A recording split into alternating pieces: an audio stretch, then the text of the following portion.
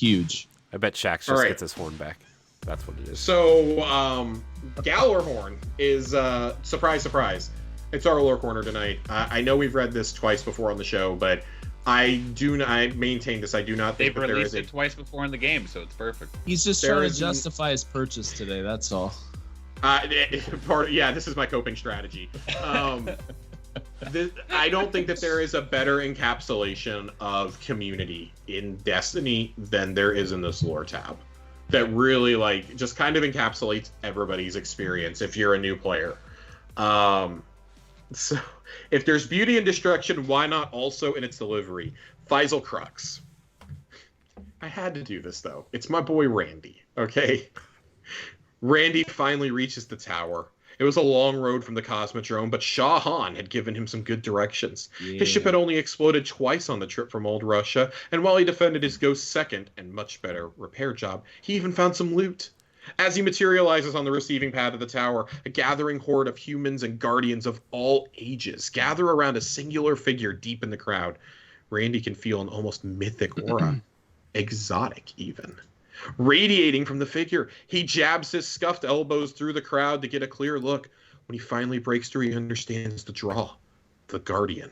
They stand, one leg propped up on the tower railing.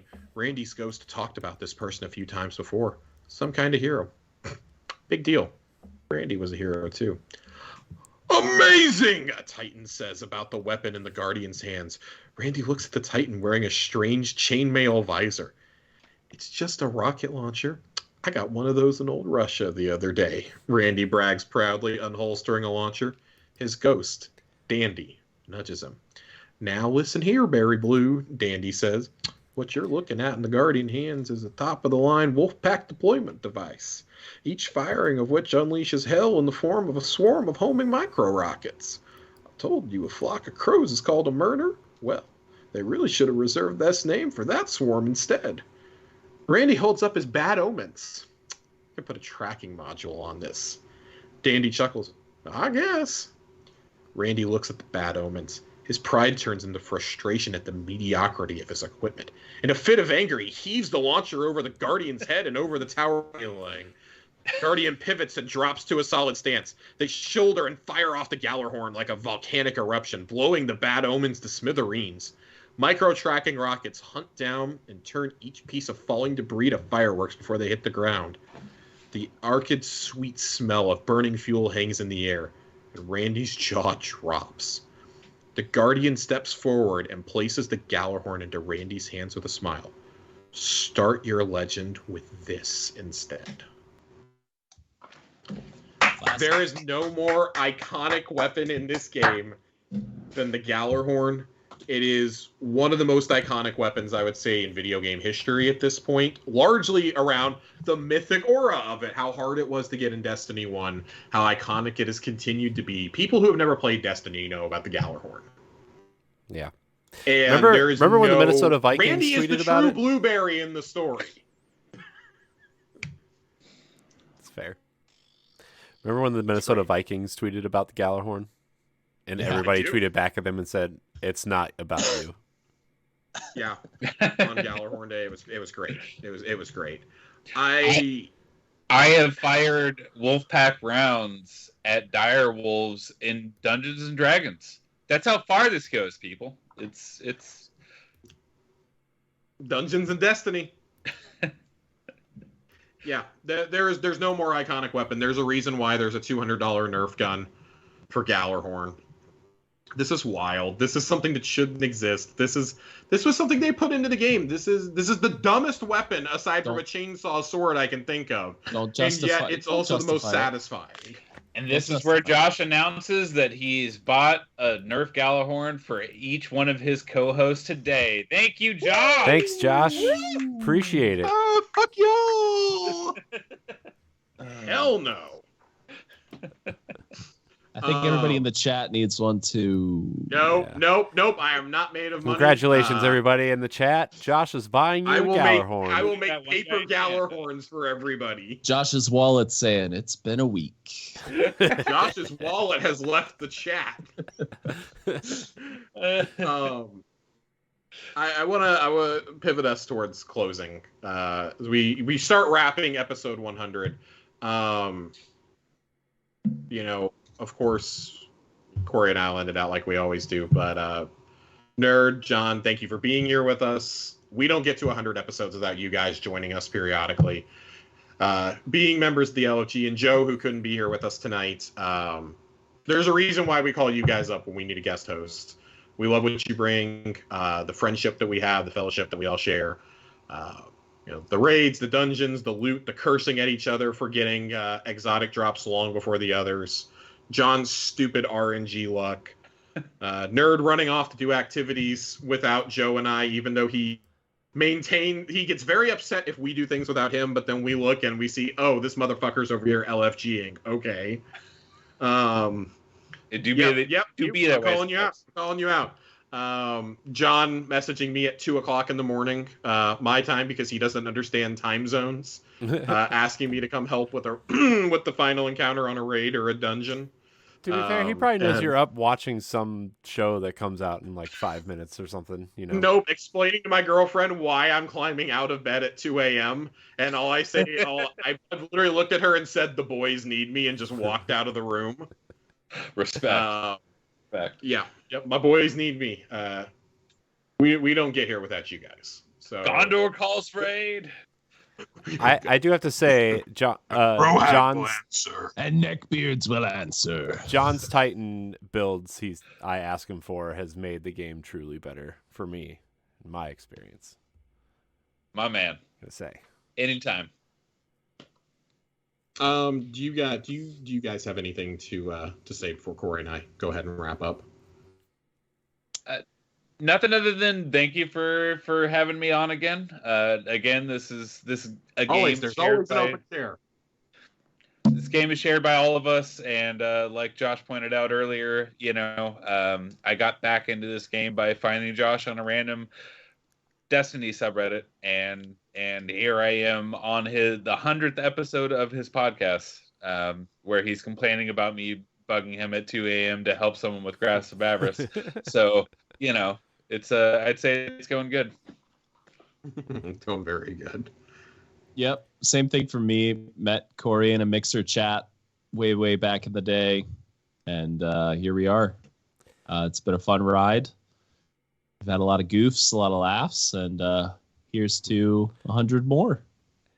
In Elsie's dark timeline, we would have done this show live on Mixer.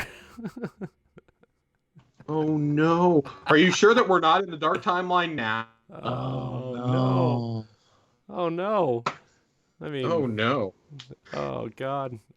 Yeah. I mean, just a second, Josh and everything. Met a lot of people in this game.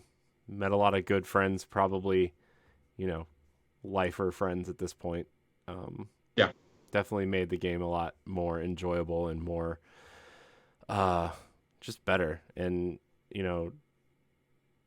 it's just one of those games that's gonna mean a lot to me forever, and it's because of the friendships I made and the experiences we share, and we're gonna be thinking about this in the nursing home.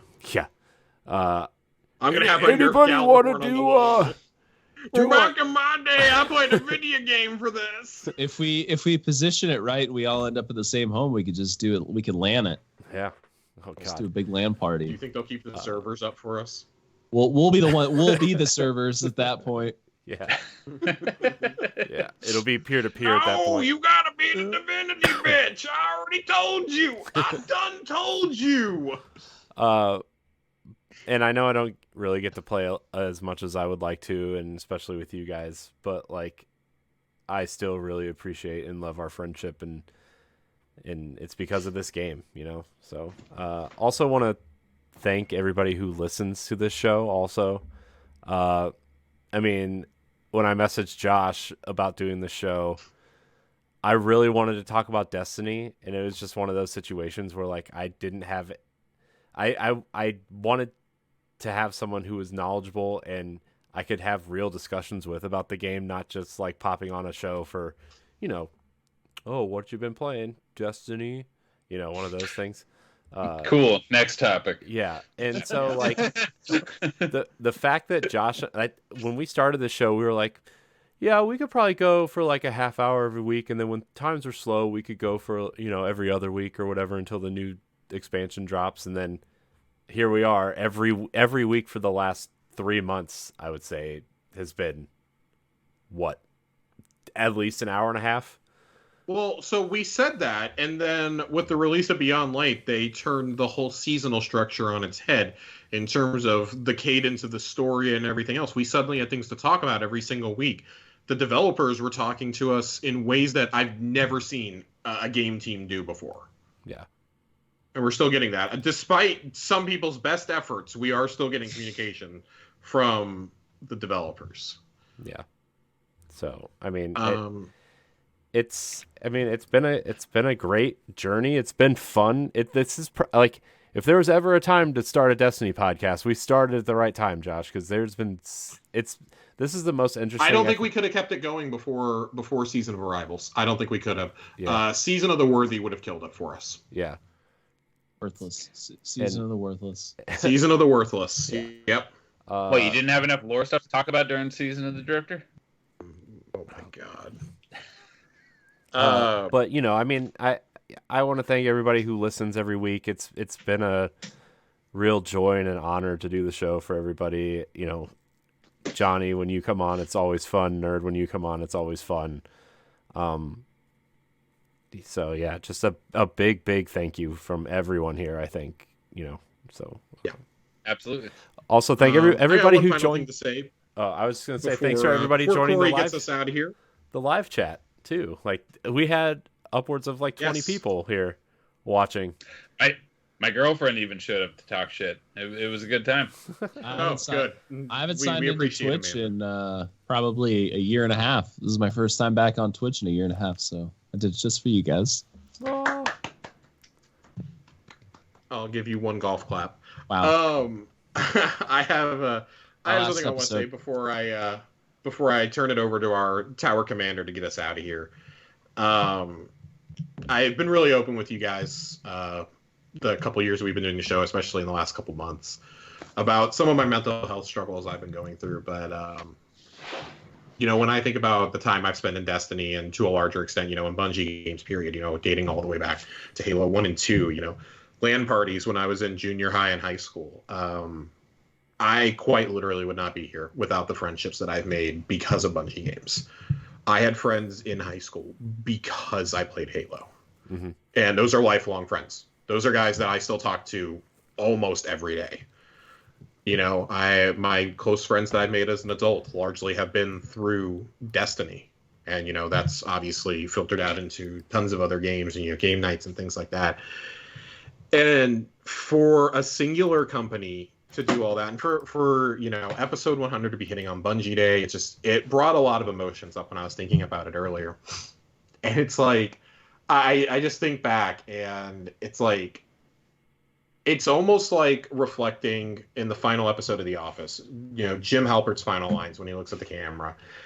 And he's thinking about Dunder Mifflin as he leaves for the last time. And he's talking about how dumb it was, but how special it was. And I can't help but echo my own time in Destiny that way. I've wasted 8 years in this game. I've had some of my funniest memories of the last decade in this game. I've had some of my strangest heart-to-heart conversations with killing aliens going on in the background. Major life events, depressive episodes, suicidal feelings, things like that. All of that in this game's been in the background of all of it. This stupid, dumb, infuriating, incredible, amazing game. Words don't do it justice. I think infuriating does, but I don't know if anything else really does. It really sums it up in one word. But I don't think anybody from Bungie will ever hear this. But if by chance somebody does, y'all literally saved my life making this game. I don't think that I would be here without this game. I certainly wouldn't be the person I am without the friends that I've made in this game, and to a larger extent in Halo. And that is that is something I can never, ever express enough gratitude for or repay, is just the joy and the happiness that logging in and doing these dumbass strikes time and time again, getting teabagged in the Crucible multiple times, every homing rocket in Gambit, like, there's still a fun memory behind every one of every golden gun that goes into nerds' ass cheeks. There's always They're all something still there. funny. I've got them. They're still there. He's still got the burn marks. So I'll get out of here before I become an absolutely emotional wreck. But you're getting there. You sure you don't want to keep going? Thank you guys for joining us time and time again. Whether it's here or in game. To everybody who listens to this show, I know Corey and I have said it before. We put on the same show for 10 of you that we put on for. I mean, God, even in the last year, we've gone up like quadruple the amount of y'all who listen to this, and that is something I can never express enough thanks. Like I know y'all probably don't think that we see it, but I see when you tag us in like Dylan's comments or in other content creators' comments of who would you like to see us do collaborate with, like who are some content creators we should feature on Bungie posts or on our shows or on our streams, and I see when you guys tag the show or tag Corey and I in those, and that means the world that you think that we have something worthwhile enough to say that you would say to content creators that I do not think I belong in the same room with, let alone in the same conversation with, saying that you think that we would have something worthwhile to bring to the table and that we have a seat at that table, that you're like, oh yeah, I've seen the comments, like they're my favorite pod to listen to. We read a bunch of your emails tonight, where a lot of you said we help you through the work week, and you look forward to listening to the episodes, and that makes this worthwhile. That makes this worth doing. Knowing that you guys are enjoying what we put out, that you enjoy the show every week. Thank you for getting us to 100 episodes. God willing, we're all here in 2 years and some change for episode 200. I can't wait to see what's different. Capital ships, baby. Capital ships and Guardian apartments. Let's go. Tanics. Titan sex. Titan sex. All right. On that note.